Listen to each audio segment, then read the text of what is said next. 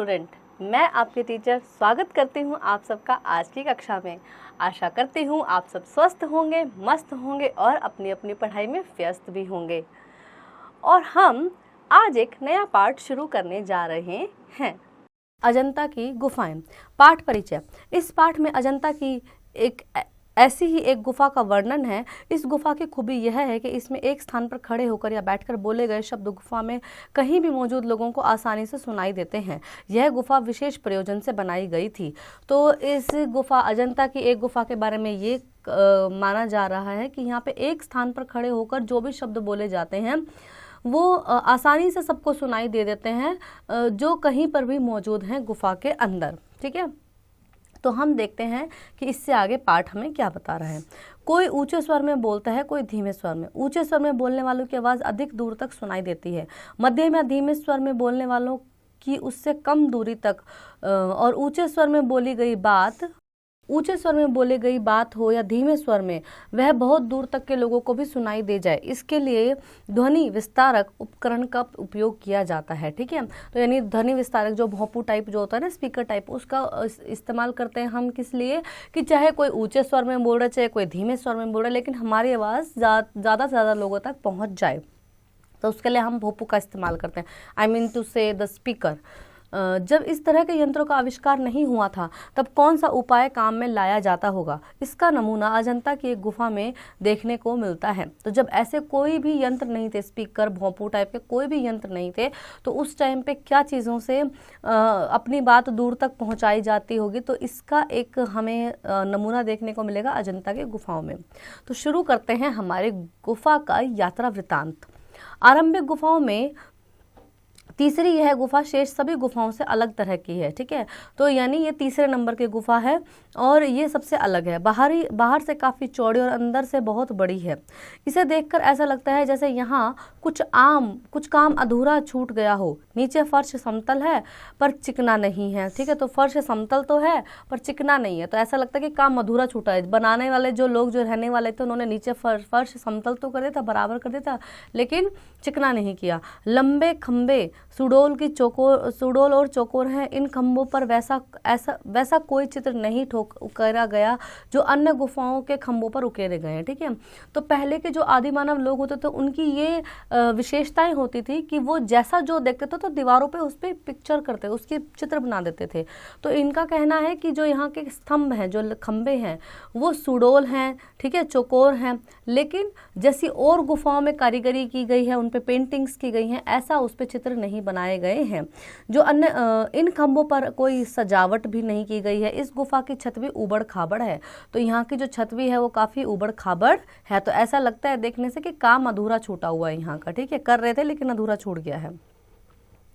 आगे हम देखेंगे हजारों वर्ष पहले जिन शिल्पकारों ने यह गुफा बनाई थी, यह उनकी बेध्यानी का प्रमाण नहीं है। इस गुफा की विशेषता बताती है कि शिल्पियों ने जानते बूझते इसे ऐसा रहने दिया।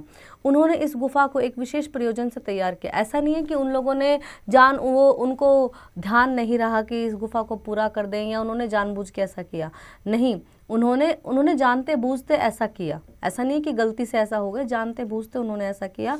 इस गुफा को एक विशेष प्रयोजन के लिए तैयार किया। तो इसका कुछ स्पेशल मकसद रहा इस गुफा को ऐसा बनाने का।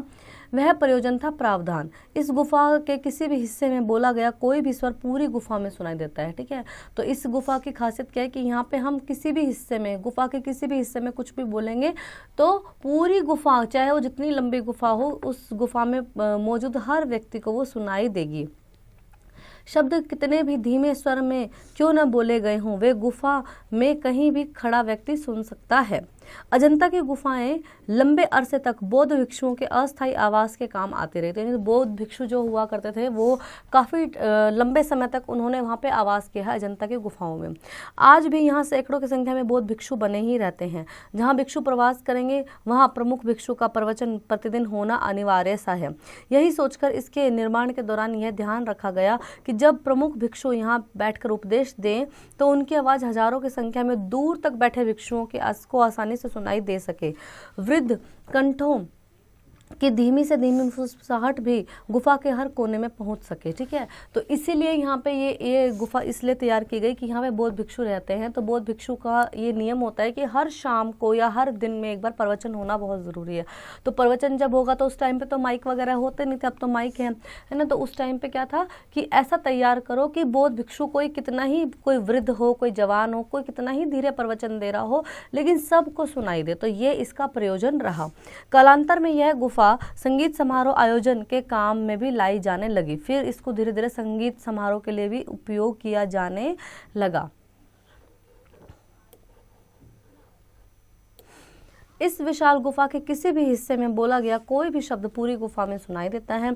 बहुत हल्के से स्वर में गुनगुने पर भी वह ध्वनि विशाल गुफा के किसी भी हिस्से में खड़े होकर सुनी जा सकती है।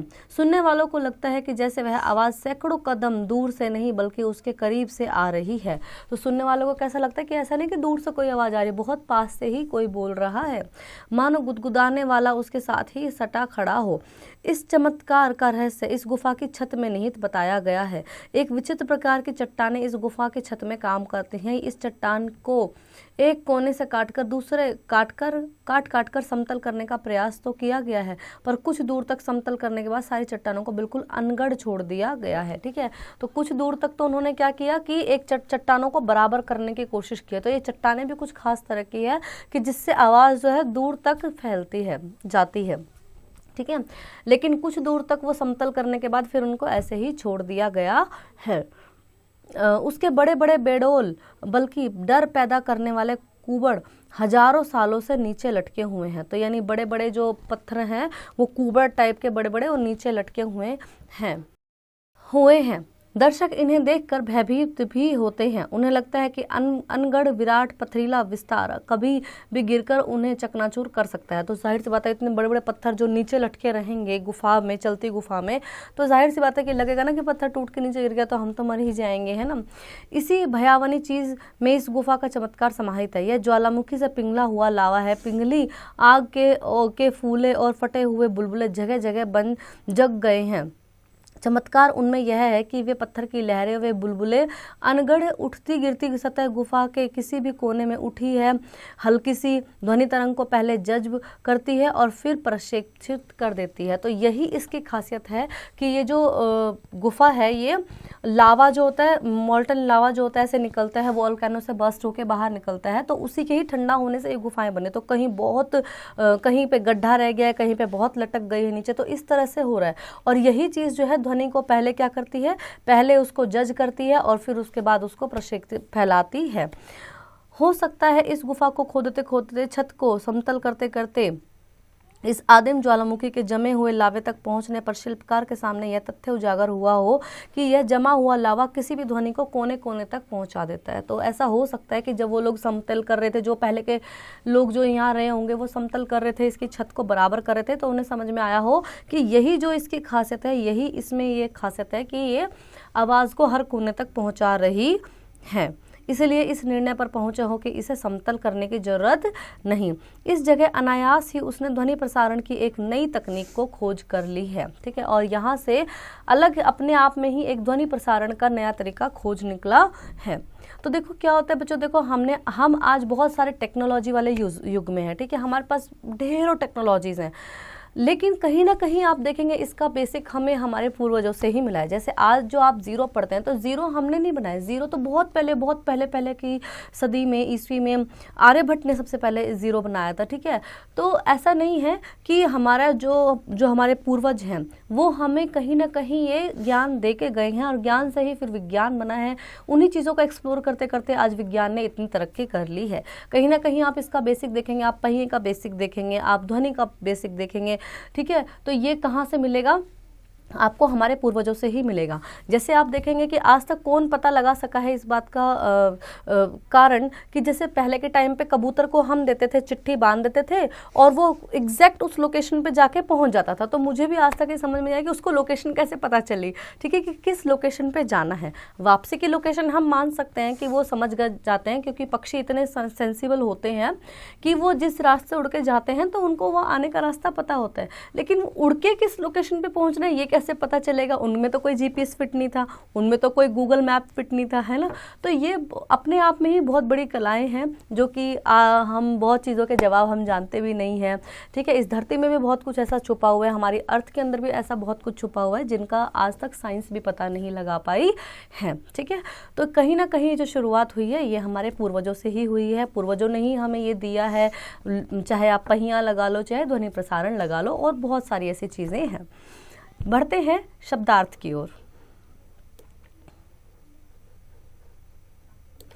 तो शब्दार्थ, ध्वनि विस्तारक, आवाज को फैलाने वाला उपकरण, साधन, औजार, यंत्र, मशीन, आविष्कार, नई खोज, नमूना, खाका, बानगी, सुडोल, सुंदर, सुघड़, उकेरना, नक्काशी करना, प्रयोजन, उद्देश्य, मकसद, बेडोल, भद्दा, स्वरूप, विराट, बहुत बड़ा, समाहित, समाया हुआ, प्रक्षेपित, फैलाना, आदिम, पहला, सर्वप्रथम, और अनायास, अचानक।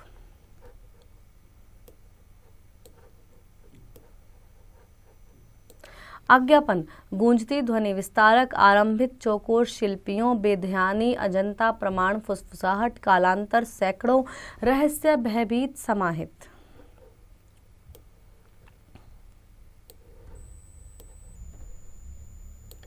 मानक वर्तनी का बदला स्वरूप, प्राचीन, नवीन, चट्टान, चट्टान, अजंता, अजंता, व्यक्ति, व्यक्ति, लंबे, लंबे, वृद्ध, वृद्ध, बोध, बोध, आरंभिक, आरंभिक।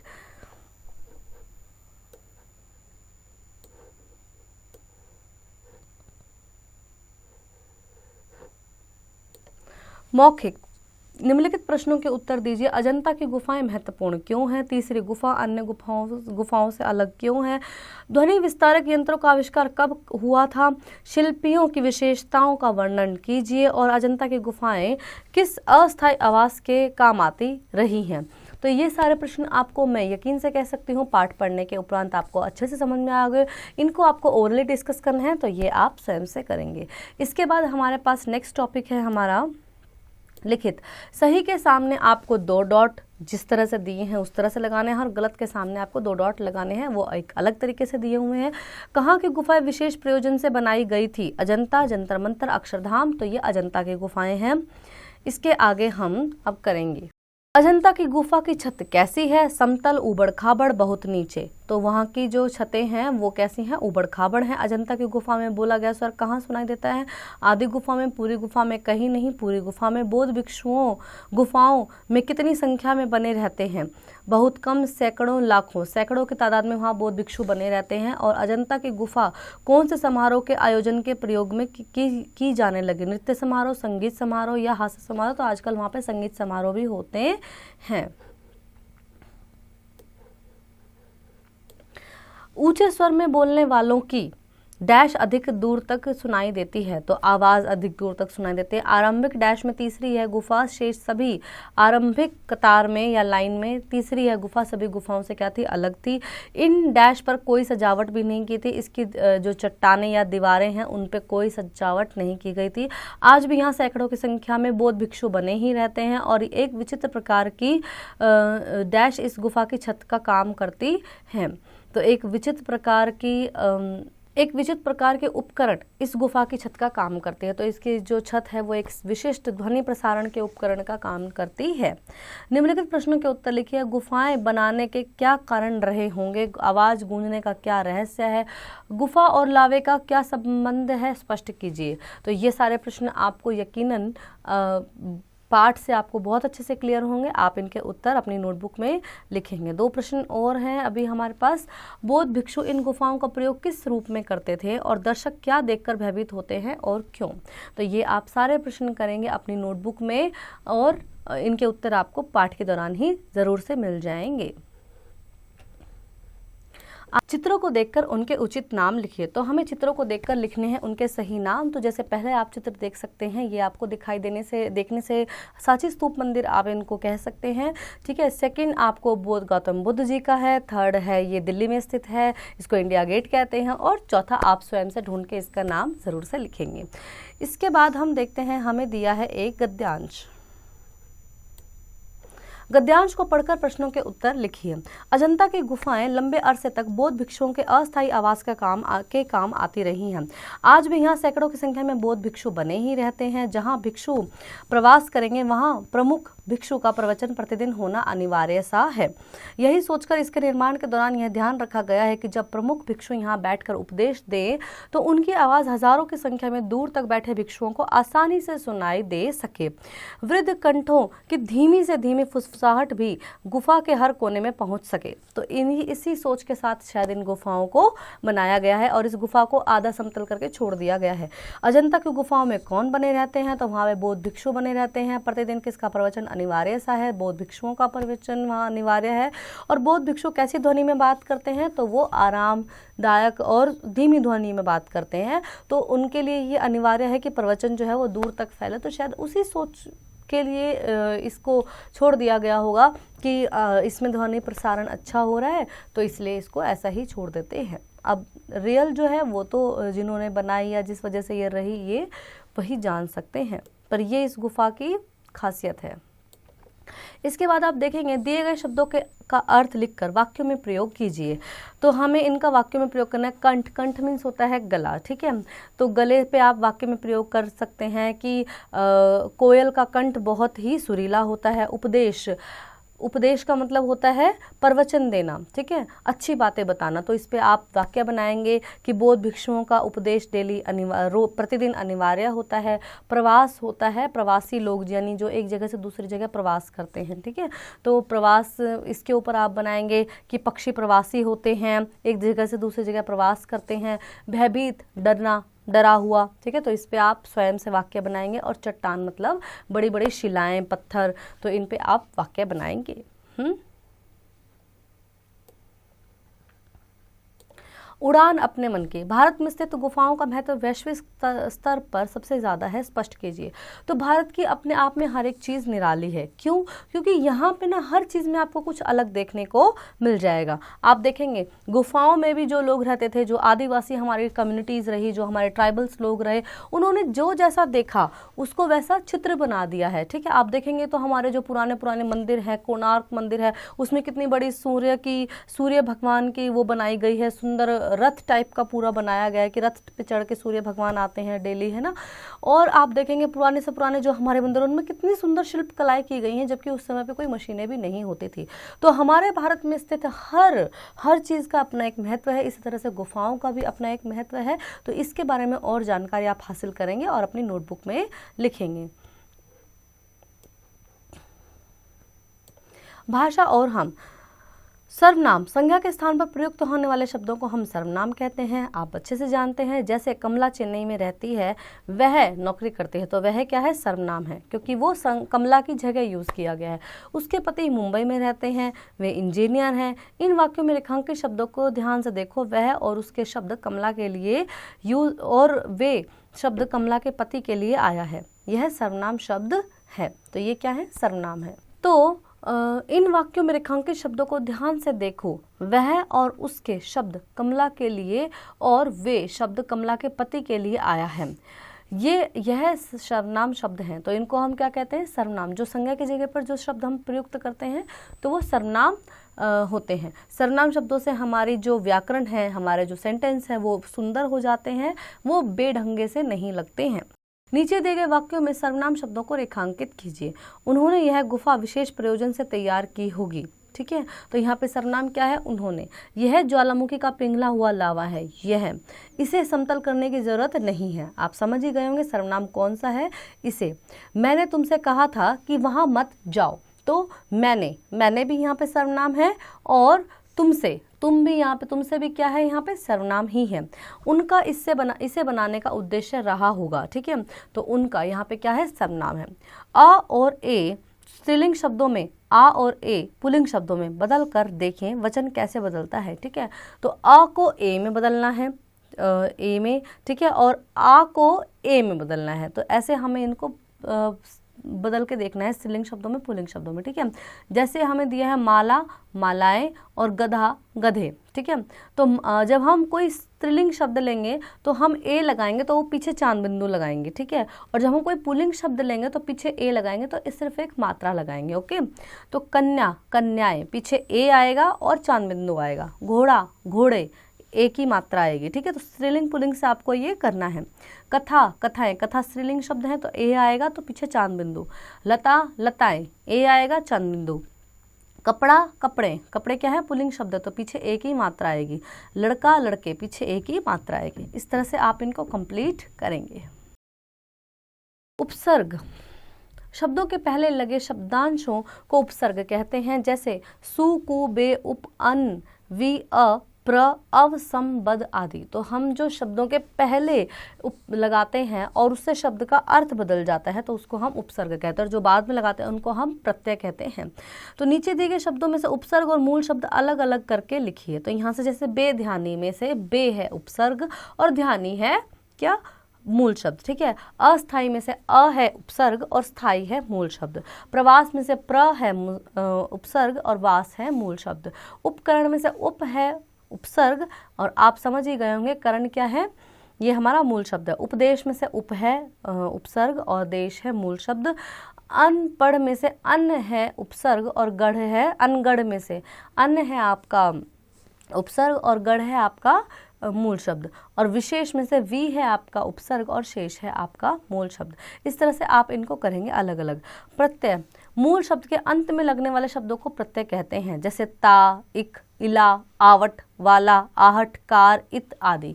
तो जो लास्ट में लगते हैं उनको हम क्या कहते हैं, प्रत्यय कहते हैं। नीचे दिए गए शब्दों में से मूल शब्द और प्रत्यय को अलग अलग कीजिए। तो हम यहाँ पे मूल शब्द और प्रत्यय करेंगे अलग अलग, जैसे फुसफुसाहट, ठीक है। तो फुसफुसा और फुसफुस और आहट, आहट क्या है, प्रत्यय है यहाँ पे। पथरीला में ला क्या, इला, इला क्या है, प्रत्यय है और पथरी क्या है, आपका मूल शब्द है। शिल्पकार में से आपका कार प्रत्यय है, शिल्प जो है आपका मूल शब्द है। सजावट में से वट आपका प्रत्यय है और सजा आपका मूल शब्द है। इसके बाद बोलने वाला, वाला आपका प्रत्यय है, आप वो मूल शब्द स्वयं से लिखेंगे। और सुलझता, ता आपका प्रत्यय है और बाकी आप लिखेंगे इसमें से ढूंढ के अपना मूल शब्द, ठीक है। जीवन मूल्य, भारत के ऐतिहासिक स्थल एवं संस्कृति ही उसकी विरासत है। तो भारत की संस्कृति ही हमारी क्या है, विरासत है, यही हमें दूसरों से अलग बनाती है।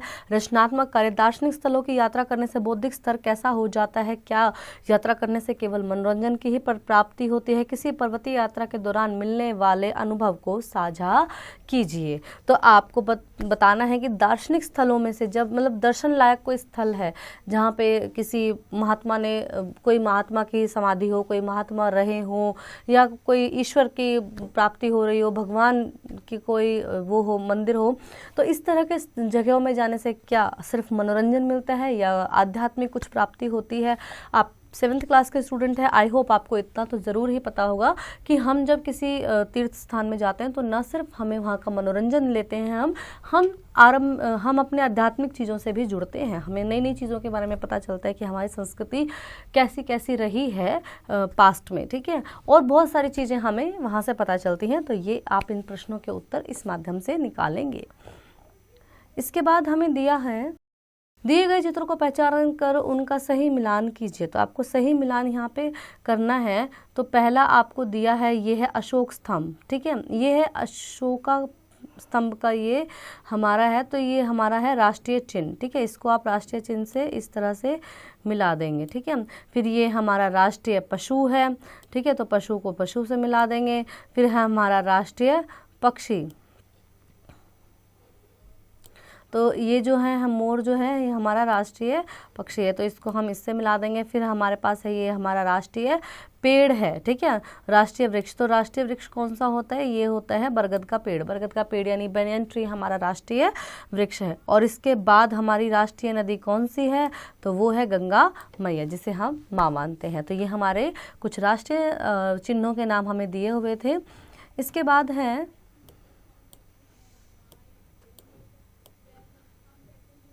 खोज कर लिखिए, खजुराहो का मंदिर कहाँ स्थित है। खजुराहो का मंदिर कहाँ स्थित है ये आप ढूंढ के लिखेंगे। और इंटरनेट के माध्यम से सांची का स्तूप कौन से विशेषताओं के कारण प्रसिद्ध है, इंटरनेट के माध्यम से बताइए। तो सांची स्तूप मंदिर, जो कि मैंने आपको पहले एक पिक्चर भी दिखाई थी कि वो सांची स्तूप मंदिर की है, तो उनकी क्या विशेषताएं हैं वो आप इंटरनेट से ढूंढ के अपनी नोटबुक में लिखेंगे।